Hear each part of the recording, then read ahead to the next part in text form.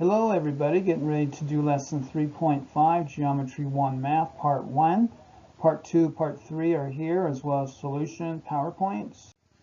And 3.5, showing lines are parallel. Here is our standard for today. We got a 32-point skill sheet, and we have 2 points here of note-taking. Teachers, here is today's bell work. Give your students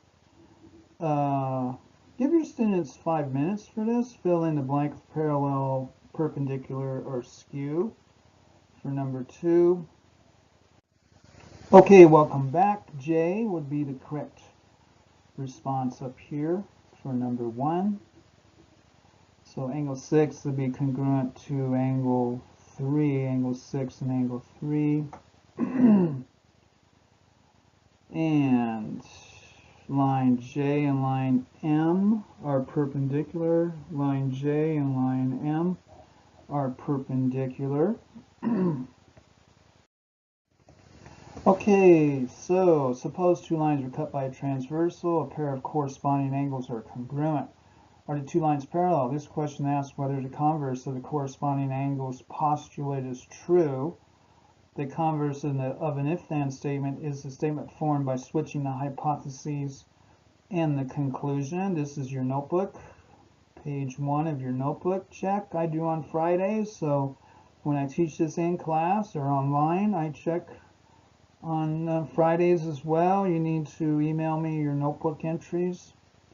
Statement: if you live in Sacramento, then you live in California. Converse: if you live in California, then you live in Sacramento. Well, is that necessarily true? Not really. Write the converse of an if-then statement. Statement: if two segments are congruent, then the two segments have the same length. So we got a situation here. This angle here is this. 62 is here. And that's really all we have here. So write the converse of the true statement above. Converse: if two statements have the same length, then the two segments are congruent. So here is the converse of this statement up here. If two segments, so we put this up front, not the then statement. This is the if statement. If two segments have the same length, then the two segments are congruent. Determine whether the converse is true in this case, and the converse is a true statement here. The converse of this is a true statement. Okay, our first guided practice: write the converse of an if-then.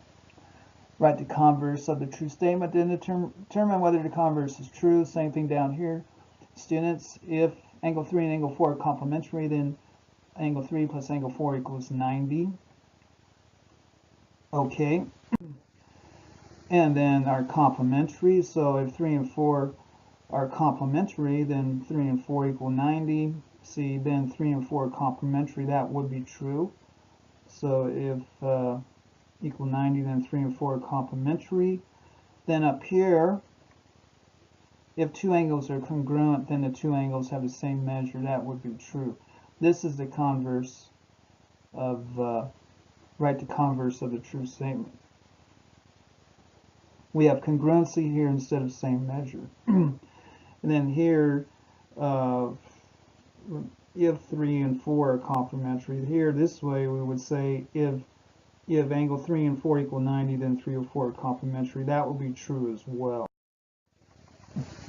Okay, converse of a postulate. Postulate 9 below is the converse postulate 8. The corresponding angles postulate, which you learned in lesson 3.4. If two lines are cut by a transversal so that corresponding angles are congruent, then the lines are parallel. So this is our if-thens have switched here. Instead of saying if the lines are parallel, then the transversal, the angles formed by the transversal are congruent. This switches the if-thens around. So if angle 1 is congruent to angle 5, then R is parallel to S. This would be postulate 9. Apply corresponding angles converse. If there's enough information given that BD is parallel to EG, 110, 110 here. So is that enough information? Yes. The two marked angles are corresponding and congruent. there is enough information to use corresponding angles converse to conclude that line BD is parallel to line EG. In this situation here, do we have enough information here to say BD is parallel to EG? No, you're not given any information about the angles formed where EG intersects CG.